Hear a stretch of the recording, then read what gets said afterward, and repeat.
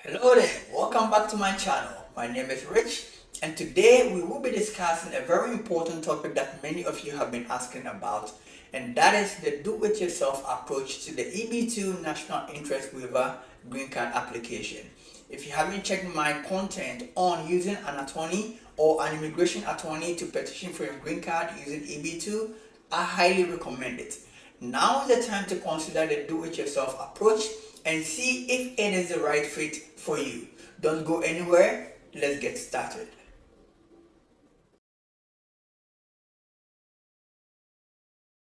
Alright, as usual, before we dive into the do-it-yourself approach, let's do a brief recap of what the EB2 NIW or the Employment-Based Second Preference National Interest Waiver is all about. So, as you've heard many times, the EB2 NIW Green Card category is for highly skilled workers whose work benefits the US in areas such as the sciences, technology, the arts, businesses, or education. Unlike other employment-based green card, the EB2 NIW or the National Interest Waiver does not require a job offer or labor certification. Instead, you must prove that your work is in the national interest of the United States.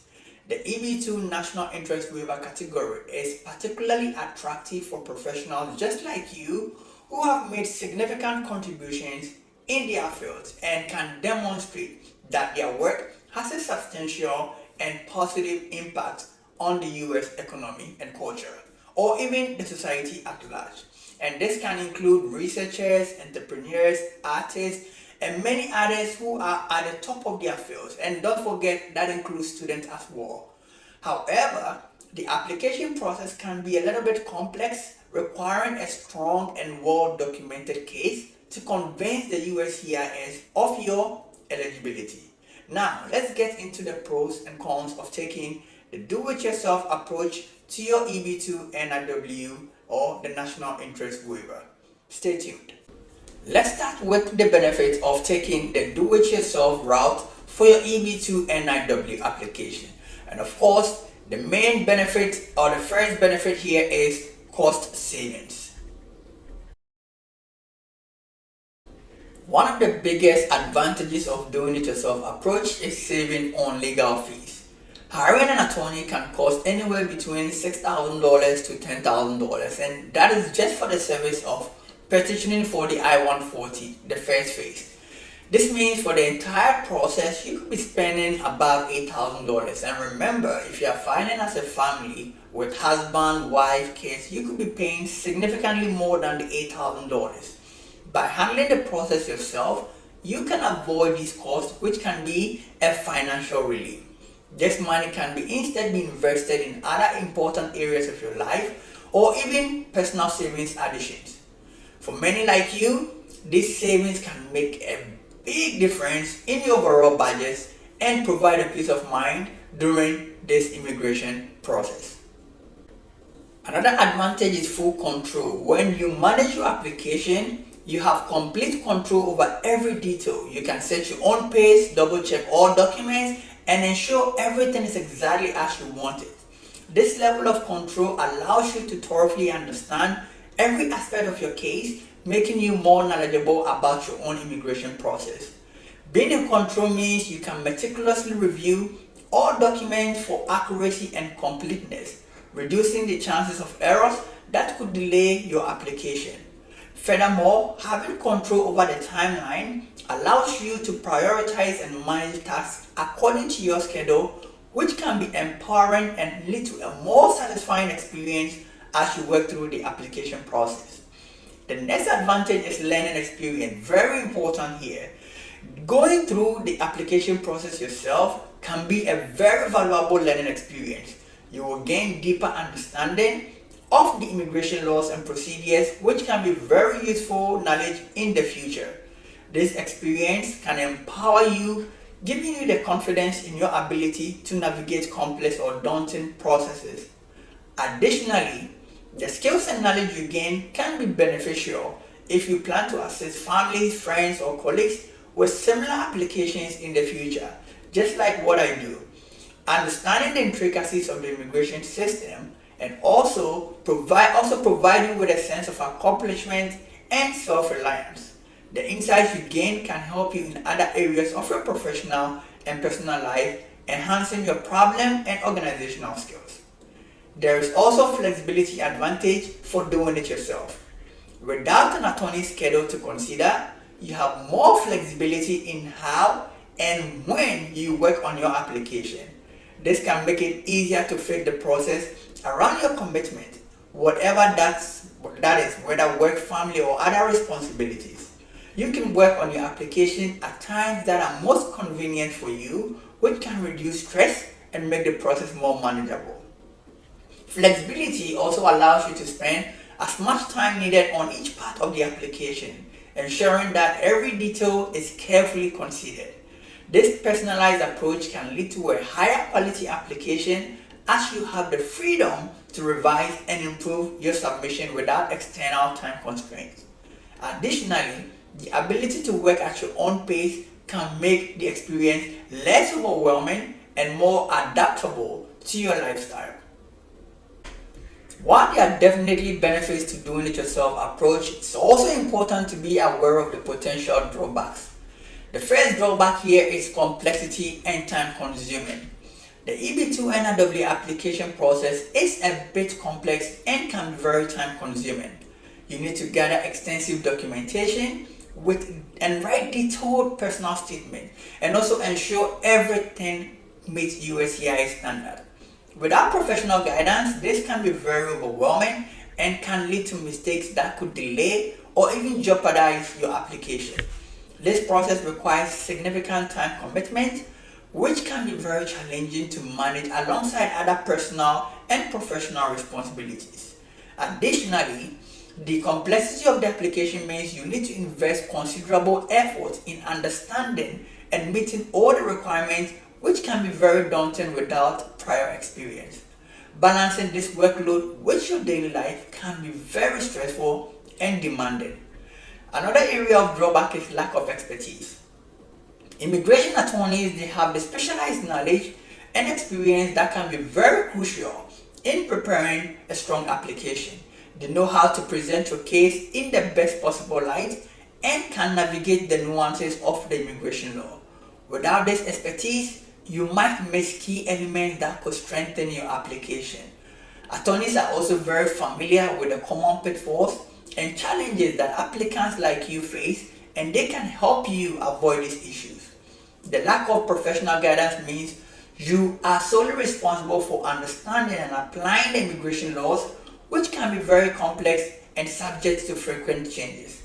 The lack of expertise can put you at a disadvantage compared to professionally prepared applications. Also, there's a possibility of errors going by doing it yourself approach, right? Mistakes in your applications can be very costly. Errors of omissions can lead to delays, requests for more evidence, or even denial of your petition. An attorney experience can help minimize this risk, ensuring that your application is as strong and error-free as possible. Even a minor error can have a significant consequences, so it is important to be very meticulous in your preparation. Without professional guidance, the risk of making mistakes is higher, which can result in prolonged processing times and additional stress as you address any issues that arise. The potential for errors underscores the importance of careful review and attention to details. Lastly is handling of complications in this process. If you encounter complications such as requests for more evidence or even a denial, dealing with them on your own can be very challenging. An attorney can provide valuable support and guidance in these situations, helping you respond effectively and navigate any issues that arise. Handling complications requires a very thorough understanding of the immigration law and the ability to quickly and accurately address these challenges, which can jeopardize your application. Additionally, the emotional toll of dealing with complications on your own can be significant as you navigate complex legal issues without professional support. The stakes are high, and without expert assistance, resolving these issues can be very daunting. If you decide to go the do-it-yourself route, Here are some tips to help you succeed. The first tip is research thoroughly.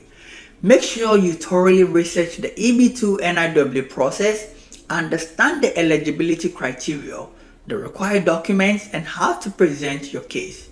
Use reputable sources such as the USCIS website and official immigration guides. There are numerous online forums and communities where applicants share their experiences and offer advice. Example, you can find those on Reddit. Watch out for a community that I'll be creating on Facebook, and the focus will be on all things international journey. I'm excited for this and I'm looking forward to this. We also have content creators just like myself who are willing to share the right information with you at all times. You can follow me by subscribing to my channel so you won't miss any important content I create out here. Take advantages of these resources to gain insights and tips from others who have successfully navigated this process. Comprehensive research will provide you with the knowledge needed to build a strong and convincing application. Additionally, staying updated on any changes in immigration policies or requirements is crucial for ensuring that your application meets the current standards. Tip number 2 is organize your document. Organization is key. Create a checklist of all the required documents and keep everything neatly organized. This will help you ensure that nothing is missed and that your application is complete. You can use digital folders or like repository like GitHub to keep track of your documents and deadlines. Staying organized will make the process more smoother and reduce the likelihood of errors. Consider creating a detailed timeline and setting milestones to keep yourself on track. I am more than happy to provide such a service for you, helping you stay organized and creating a detailed timeline, and also help you ensure you meet those milestones.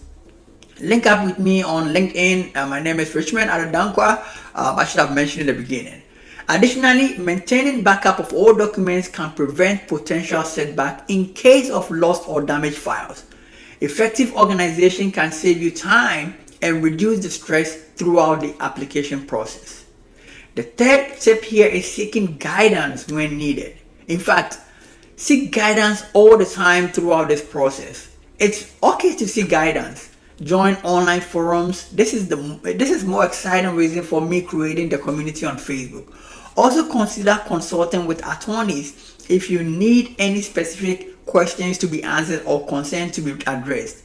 Getting advice on specific issues can provide clarity and help you avoid common mistakes. Additionally, there are free or low-cost resources available that can provide valuable information and support. Let's connect if you need guidance on this journey. Utilizing available guidance can enhance your understanding and improve your quality of application. Don't hesitate to reach out for help when needed. It can make a significant difference. Lastly, review and revise your application or petition multiple times. Check for errors, omissions, and areas that can be strengthened. Consider having a friend or family member review your document as well for fresh perspectives. And I do that for people all the time. Happy to help if needed. Taking time to carefully review and revise your application can significantly improve the quality. Don't rush through this process. It is important for you to take your time and get through this. Make sure that all information is accurate and your supporting documents are very comprehensive and well organized. This careful review process can help you catch any mistakes and ensure that your application is as strong as possible. I had a friend who submitted his petition and forgot to update one of those questions being asked.